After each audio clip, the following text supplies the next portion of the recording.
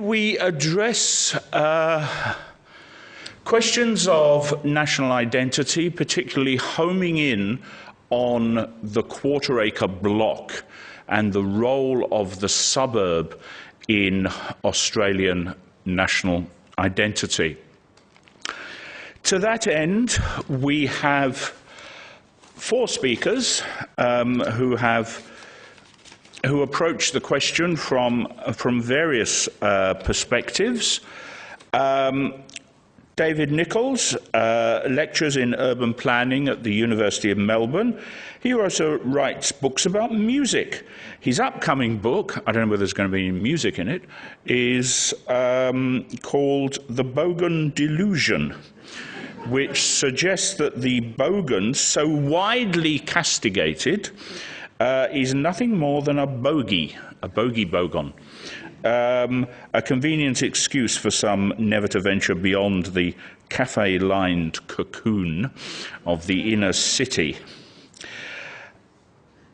Jane Frances Kelly has worked as a senior advisor to the Department of Prime Minister and Cabinet, the Boston Consulting Group, the Vice-Chancellor of Melbourne University, the Chief Commissioner of Victorian Police, and the Victorian and Queensland's Premier's Department.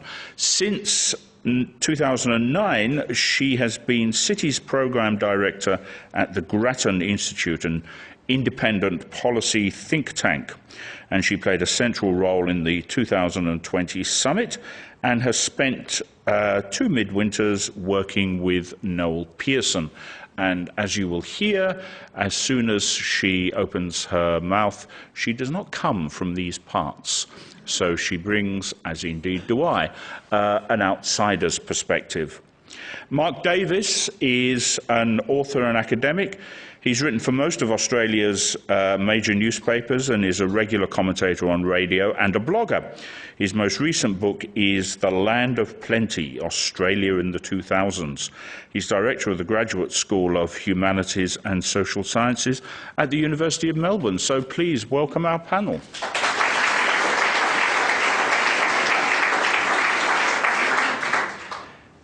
Now, I was sitting in my hotel shortly after I arrived here today, and I was, this sounds a bit sad, I was checking my Facebook page on my mobile, and I got a message from a Facebook friend who's a chef at a Paddington gastro pub in Sydney. And his message to all and sundry was, Singo has just come into the bar and has put $1,000 down, so come and have a drink. It's a bit late now, unfortunately, but there we go. And I thought, well, that's very Aussie of Singo, isn't it? Shouting is round. And of course, over the weekend, he launched his advertising campaign, trying to persuade people that to discourage gambling is un-Australian. I'm always deeply suspicious about anybody who uses the phrase un-Australian. I think they're up to no good if they do that. But there is no doubt that gambling is a significant part of the Australian identity, beautifully captured by Peter Carey, I think, in Oscar and Lucinda.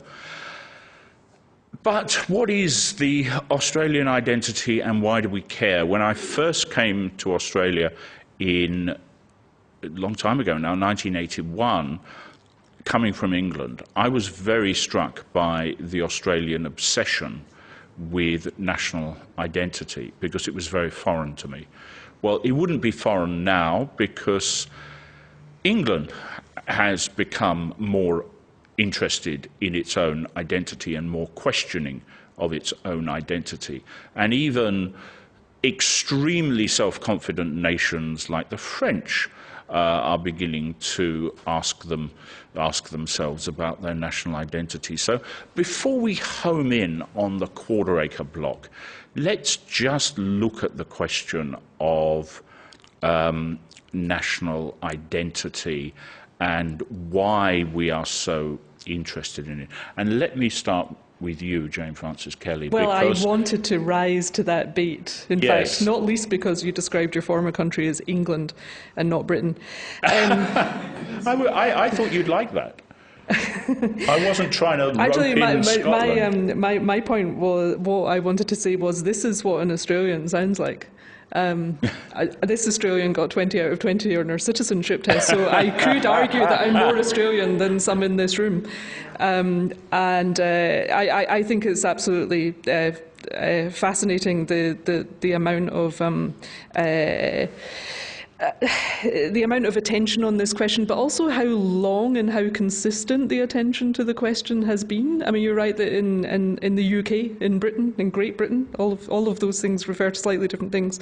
More recently, there's been attention to that, partly because people have been realising that the world is changing and that Britain is changing, and that there might be a need to update some of our kind of myths and assumptions to better reflect how we actually live.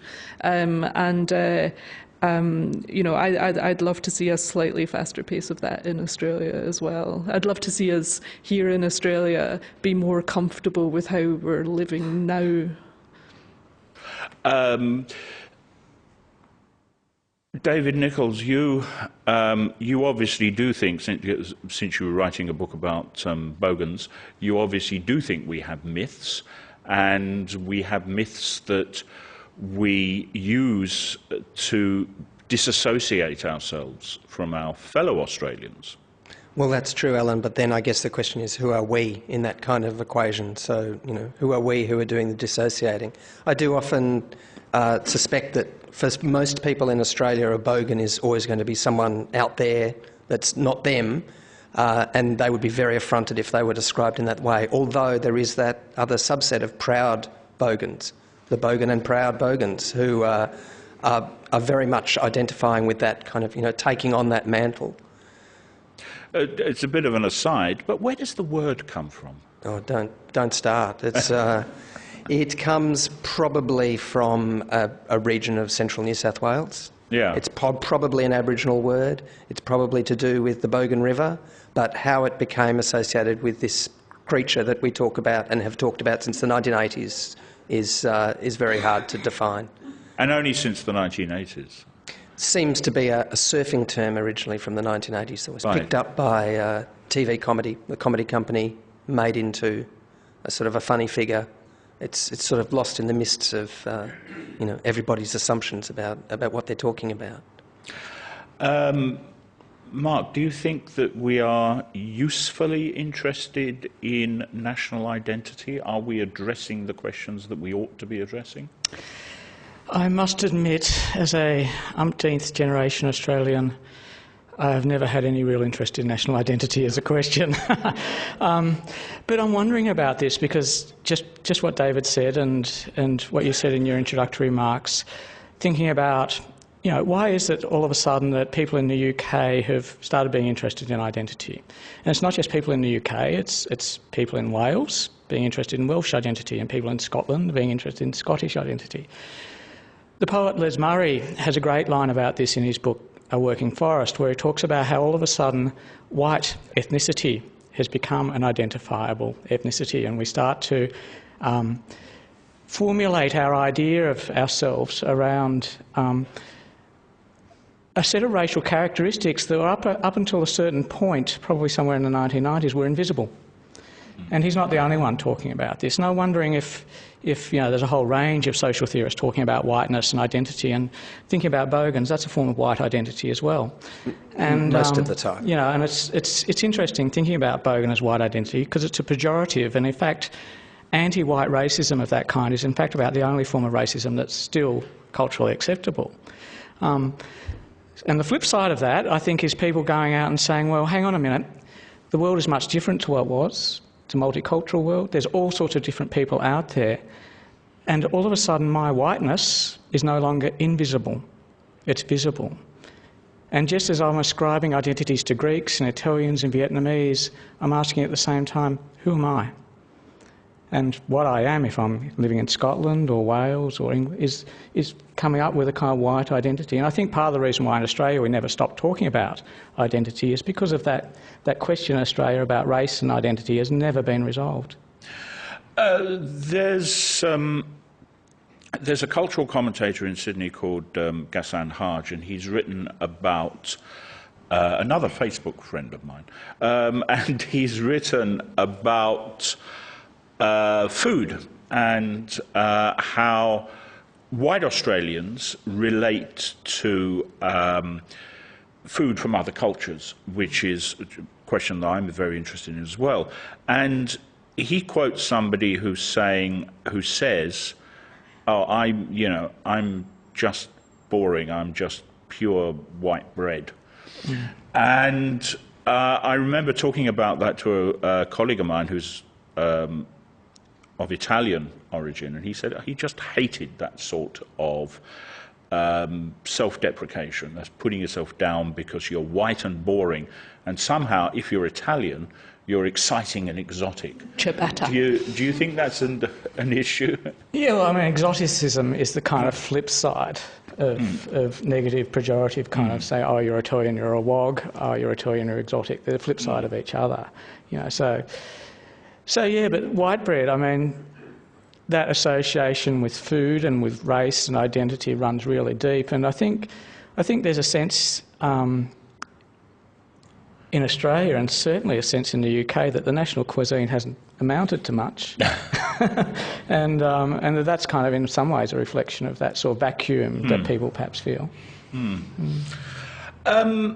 Let's then home in on the landscape, on the suburbs. Now, I present a radio show called By Design, which is, among other things, about architecture, design, urban planning. And I can tell you that our listeners really don't like the idea of urban consolidation. They don't want a greater density in cities. They actually like suburbs, and they think that's where we should be living. I think there are various issues arising from that, but David, I mean, what's the Bogan view on suburbs? Alan, I'm not speaking on the behalf of any Bogans at all, and I don't really believe in Bogans. So yes. I can't speak for them. But there's that question, of course. I mean, one of the main things that you would see, I guess, is that this idea of people in the inner cities are often known as the Anti Bogan, and this is a term that seems to have popped up just in the last 6 months or so. If it might be older, but I first encountered it late last year. The Anti Bogan who believes in this kind of suburban Bogan who exists somewhere on the periphery of Marrickville or Brunswick or whatever. These people who are out there.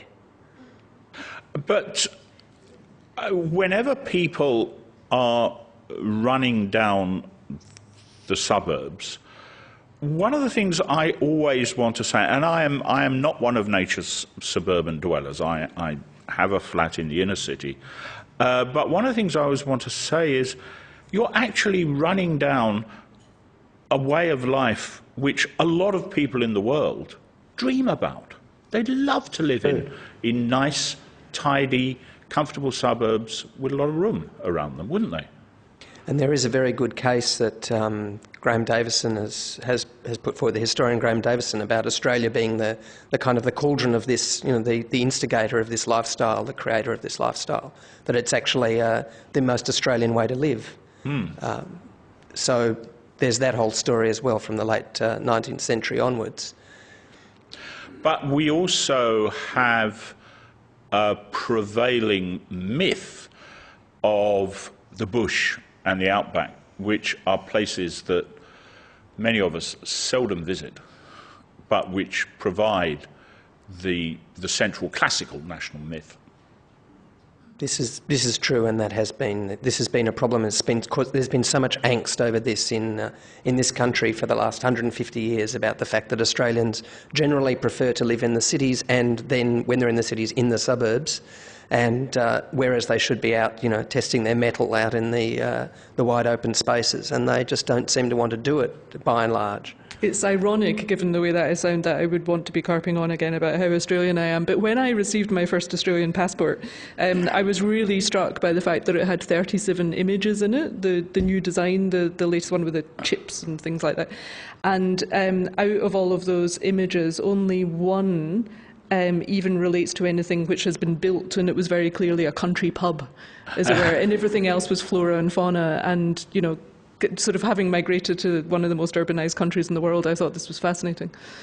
Mark, I talked to urban planners from overseas, and I asked them what they think about Australian cities, and they always say that Australian cities are great because they're trying to be nice. Do you think we do cities, or do you think our heart's not in it? I'm interested in this whole debate. I'm going to answer this in an indirect way. This whole debate about suburbia is really interesting to me, and it kind of runs parallel to the debate about national identity. And the pendulum has swung back and forth. So back in the pre-World War II era, there were a whole bunch of historians who talked about the Australian suburbs as kind of the fall. And it was the fall away from the authentic bush larrikin character, away from the working class, honest pioneer that was driving Australian progress. Then in the 1960s, along came the second generation, not really separated, but the second group, the swing of the pendulum, which was people who wanted to celebrate suburbia. So that was Donald Horne, who called Australia, the world's first suburban nation.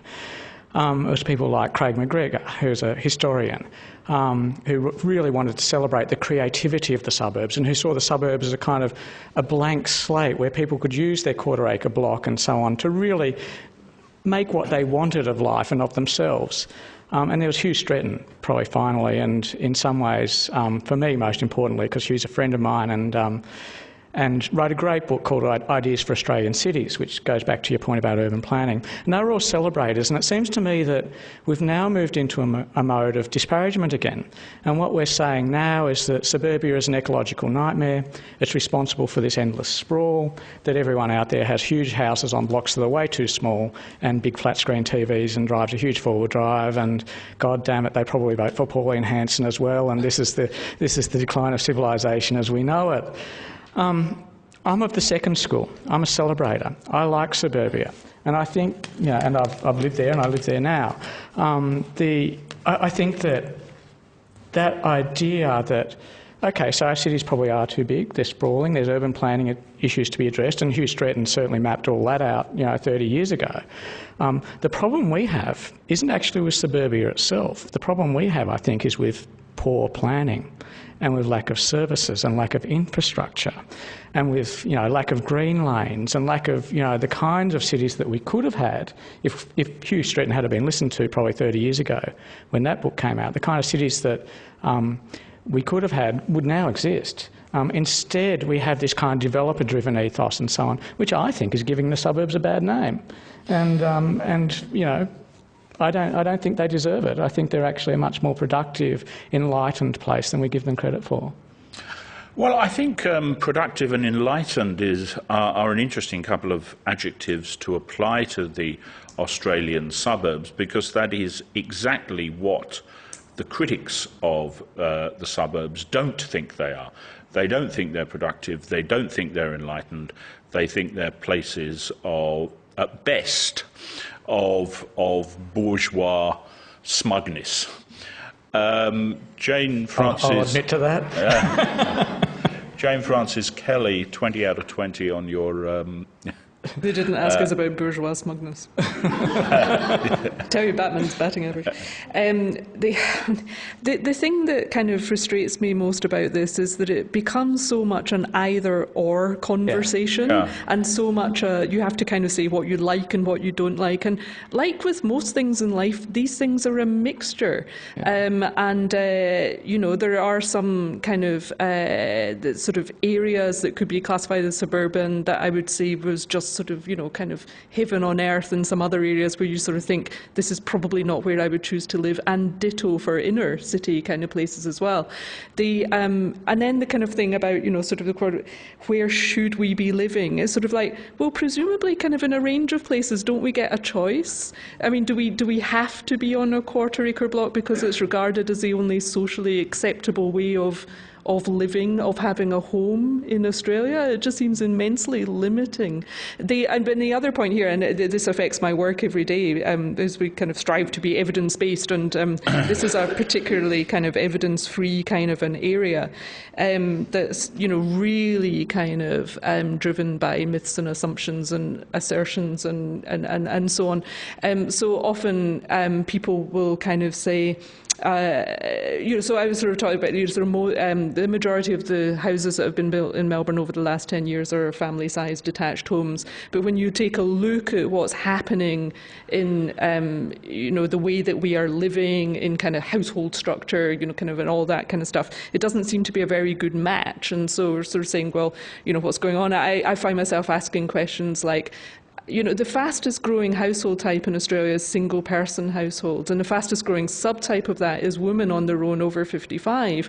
How does the vast majority of what's being built being family sized detached houses, kind of respond to, what their needs might be? And people say, well, Jane Francis, what you have to understand is that, those women, they don't want to move or to downsize because they want the extra bedrooms for the grandchildren who are coming to live and so on. And I'm like, what, every single one of them? Have you spoken to all of them?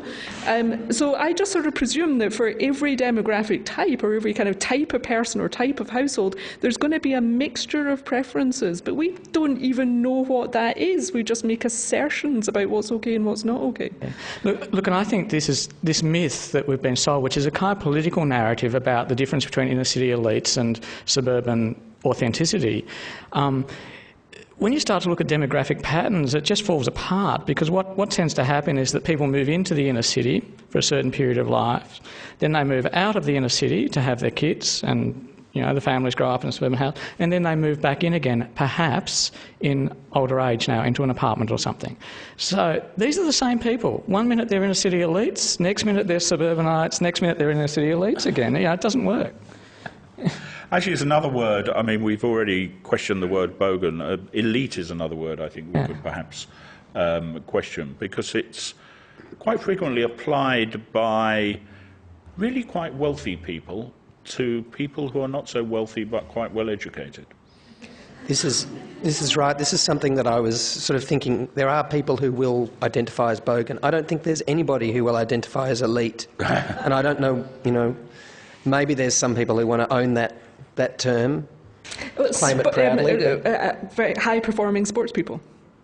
Yeah, you're quite right, Jane Francis. The Those Australian people, of Institute course, of Sport embraces that term. Yeah, that is very true. They are elite. Yeah, so sport is the only acceptable form of elitism. Yes. Okay.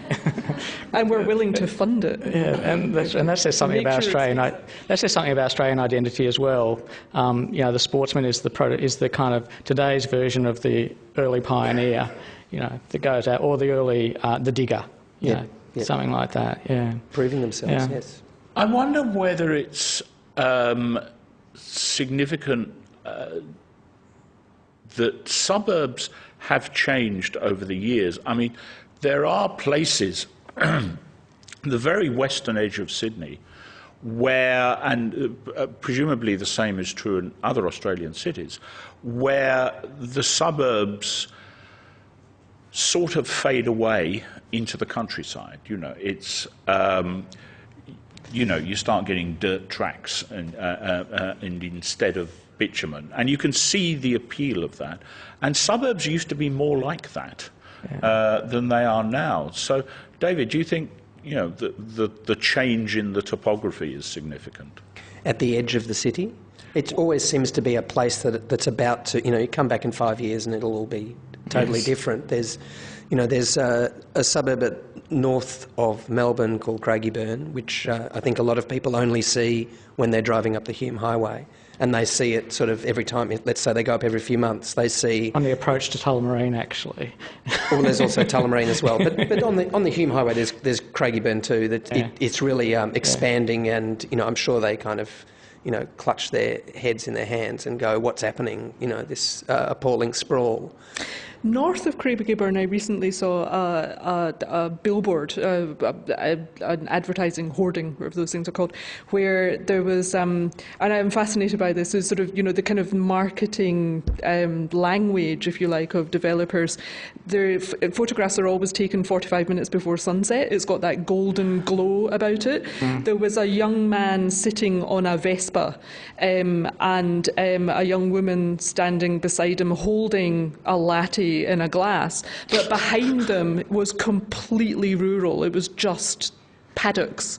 And I really wish I'd stopped the car and taken a photograph of it, because it kind of seemed to have a whole kind of set of messages mixed up in a particular kind of a way.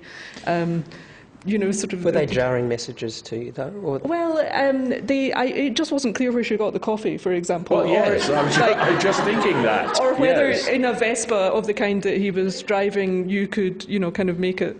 Because it was completely rural behind them, so it was kind of like, you can have what we regard as desirable things about lively inner areas, plus complete privacy and the rural idyll, and it was just sort of ridiculous to put those things together. It's cosmopolitanism meets pioneer, which is kind of an unusual combination. But you can kind of, if you're a marketing person, you could sort of see how you'd come up with that, because you say, okay, this person's probably moving from somewhere in the inner city. They're probably worried that they're leaving the latte behind.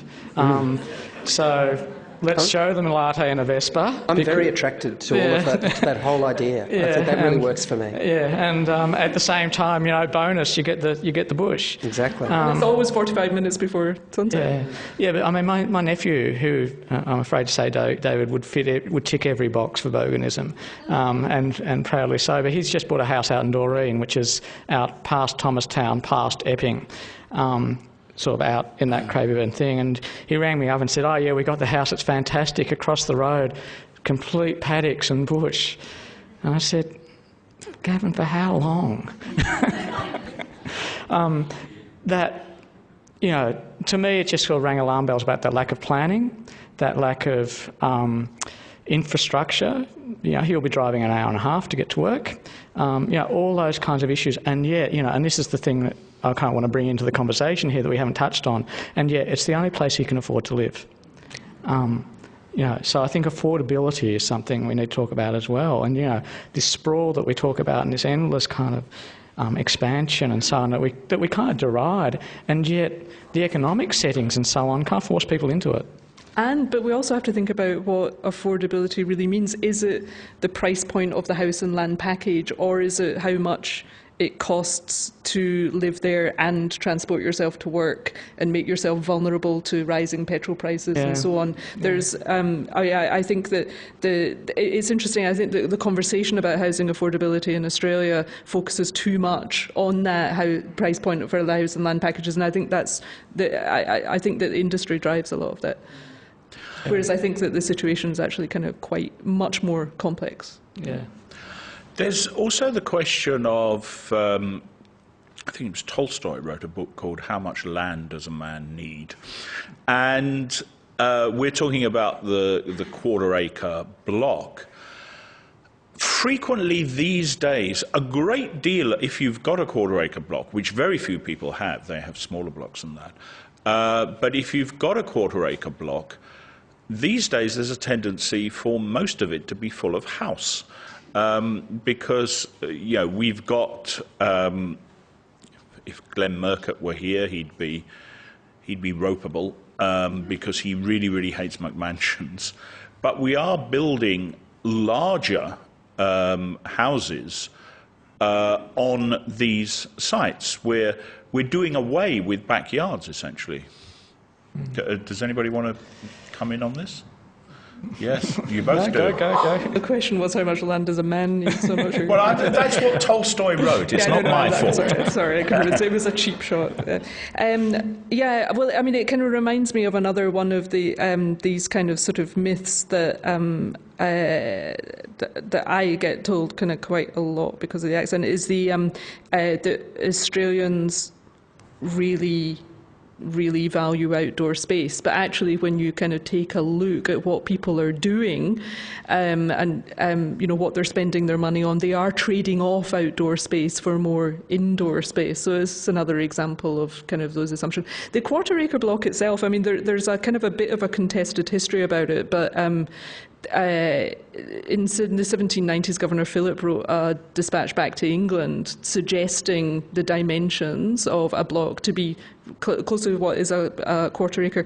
But one of the reasons for that was you needed about that amount of land for the average settler-sized family, which is larger than today's, to be self-sufficient. So it was in a day before public infrastructure. And we also shouldn't forget that the kind of the infrastructure story is a really big part of this. I mean, it's into the 1970s that suburbs that we don't regard as outer suburbs in Melbourne didn't have sewage facilities. And so one of the reasons why the backyard was so big was because it had a dunny and sufficient kind of space around it, in it.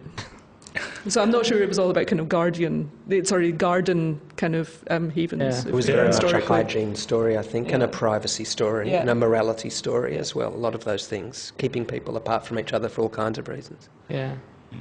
Yeah, I actually think the garage is one of the most important parts of the Quarter Acre Block. You think about, the garage and the spare room, looking at the size of the house. You think of the number of small businesses in Australia that started in garages. You think of the number of people who are there in their spare room doing stuff, whether it be painting to put at Box Hill Art Fair or sewing or whatever. To me, when I think of suburbia, I think of those two spaces as a real sort of wellspring of Australian creativity. And, I worry about my fellow apartment dwellers here. I think, gee, what are you going to do? Where are you going to make stuff? It's true. Mark, do you have a garage? Oh, yeah. I've only got a double carport. Garage. All right. Yeah. I visited the man who built the organ at the Sydney Opera House, and he still builds organs in his garage. It's out in the backyard. Yeah, I just think it's a really underappreciated kind of part of us, now I know of the Australian vernacular, is the garage, the spare room. Jane Frances Kelly, you told us at the beginning of, when we were talking before we came on stage, that you actually grew up on a quarter acre block, but you wouldn't have called it that. Yeah, no, I was just sort of reflecting that given the strength of the cultural phenomenon of the Quarter Acre Block, and the fact that I heard about it in almost every conversation about cities, since I arrived 7 years ago, that I often ask people, what did you grow up in? The kind of the sort of the amount of land that there was where I grew up was actually probably a closer approximation to the Quarter Acre Block than most Australians I've asked that question. But that was on an island off the west coast of Scotland, so it was a very different situation. So did that mean that there was no need to mythologise the idea of space? I think different cultures mythologise different things because, just where they came from and what happened and so on. You hear plenty of other mythologies, mostly about the English. Well, that's undoubtedly true, yes.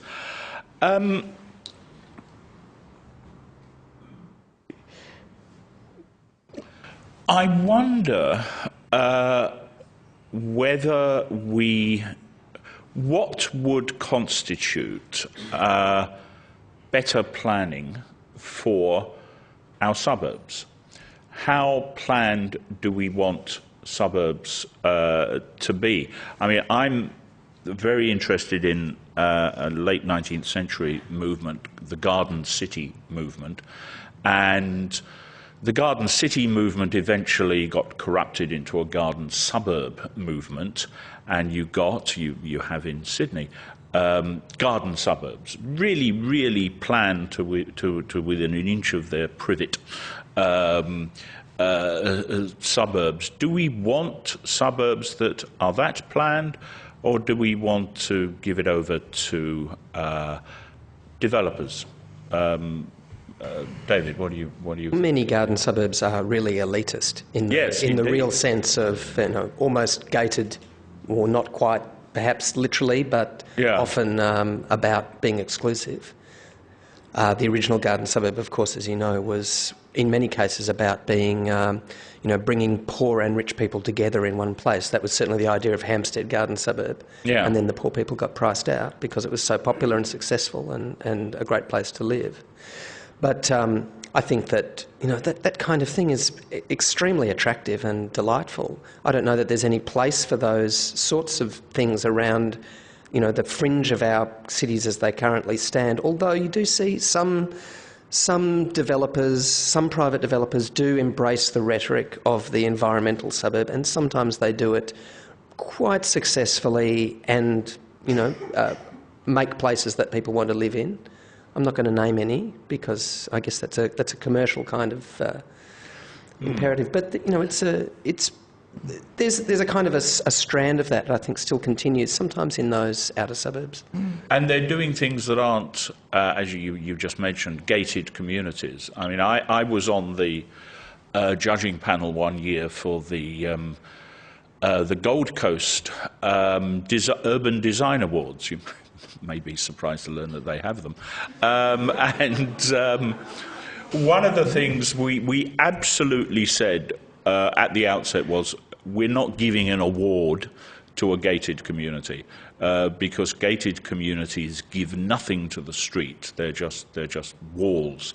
So this is not what the developers you're talking about are doing. No, I'm talking about developers who do actually prepare a comprehensive plan, and in many cases they often sculpt waterways, make them look natural, and it's a bit fraudulent in a sense, but it also makes a very attractive place for people to linear parks for people to wander in, and these kinds of places that they are often reasonably sensitive to the kind of environmental. And if you're anywhere near the water, you have these bloody little canals that people like to dig. I haven't seen those, Alan. Almost any urban. Patterson Lakes, for example. Yeah. Sylvania Waters. Okay. Same places. Yes. Yeah. What do you think about planning suburbs? It's an interesting question, isn't it? I'm not a huge fan of over-planning. You can create some very sterile environments through too careful planning. There needs to be something organic that kind of happens, especially in cities, I think. One of the things that makes cities gives cities a life is that they're not too over-planned. But at the same time, I think there are a few basic things that you kind of need that most developers don't do. Linear parks is a good example of that. Busways and things like that, good public transport infrastructure, things like that, and they're all part of planning. But that's kind of different kind of planning to building a kind of a pseudo-gated suburb that's exclusive, that kind of has an archway over the front gate that says, if you don't own a house here, then you're not really welcome. Turn around and go back. I think the thing with planning, it's sort of a wishy-washy thing to say that there's a kind of happy medium in there somewhere. But there is. But I think it's planning the right things that kind of matters, and not planning certain things and letting certain things happen to give a place its life that you need to do. But I've got a feeling that Jane Francis has something to say about this because it's her area. Good job. Yeah.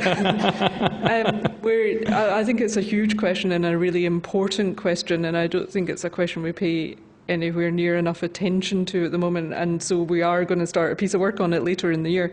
I think of all of the work that we do is sort of is nested under an overarching question of what is urban Australia going to look like in 20 and 40 years and so on, and do we know what we want it to look like, and what do we know about what makes for a thriving community, and is there a gap between that and what we're building at the moment, and who makes these decisions, and who should pay for it? and in what order, and what's the role of developers in kind of bringing that about, and what's the role of other actors, and the planning questions are kind of a subset of that, and they sound like sort of big kind of woolly questions, but it turns out they're really important because people live in people live their lives in areas, in spaces. So Yeah. What's the role of developers is an interesting question, and relates, among other things, to something we haven't talked about, which is architecture. And I remember visiting a then new Canberra suburb. It's probably not new anymore, it's probably fully established, but I was going there with an architect. The architect had built an ecologically sound house on the suburb, and I don't think it was architecturally very impressive, but it shone out like a beacon of sincerity compared with the buildings that surrounded it, many of which were Federation-style houses built in a far vaster scale than most real Federation houses are. And so there was clearly no rules, and I don't really want rules telling people how they should build their houses, but there was clearly no order here. This was just a mess of houses, Californian bungalows, Federation-style houses, and this little island of integrity built by my architect friend. Do we want that degree of planning to prevent that sort of thing? Let me make a really unpopular statement to any architects who are in the room. I think architecture in Australia is a failed profession. And the reason why I think architecture in Australia is a failed profession is because, again, 30 or 40 years ago, they could have done so much, but instead it's become a profession of the elites. And it's become a profession that really does build houses for the top 5 or 10% of the population. And I say that with a number of close friends who are architects who lament that the profession has kind of lost its roots in popular middle Australia, and that popular middle Australia doesn't have much respect for architects and tends not to use architects. Most of the houses built in this country are not built by architects. That's right, exactly. And why is that? What happened to the profession of architecture that kind of disappeared off the radar of middle Australia? And, I think it's a great pity, because I actually think architects have got a huge amount to offer. And I think that a lot of our built environment is nowhere near what it might be or what should be, or even climate appropriate in most cases. Just basic things like siting and orientation and so on are really poorly attended to in most developments and by most builders. There's some, you'll see on some estates architect designed or architect inspired and things like that.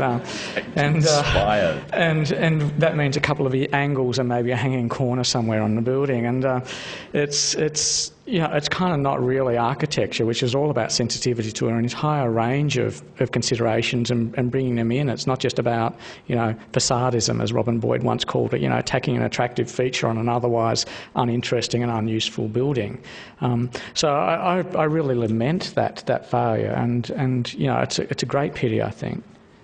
No, I think there's an enormous amount can be done, particularly as, the population grows and we try and sort of figure out how cities are going to evolve in the future, because it's like I would imagine that a lot of people, not everybody, because I'm sure for some people size genuinely is the most important thing, but for a lot of people, the experience of the house that they're in is actually more important than the number of separate spaces in it or its overall size. And it's the, it's the kind of architecture profession that can bring the kind of creativity that means that you can have just as good, if not better, an experience of living in a space which is actually smaller and more, which is maybe smaller and more environmentally sustainable than, kind of the average. Is this not all about Sorry, is this not all about the amount of money that people put into their homes, and the fact that their home is their major investment by far, and the fact that they are going to invest all their money, like decades of wages in this place? They want it to be easily transferable. They want it to be much the same as most other people's houses, so that it's quite, readily identifiable what kind of a house this is. It's a house, exactly. And so, the kind of the cost of these places kind of builds on itself in a way. Yeah. Self-reinforcing.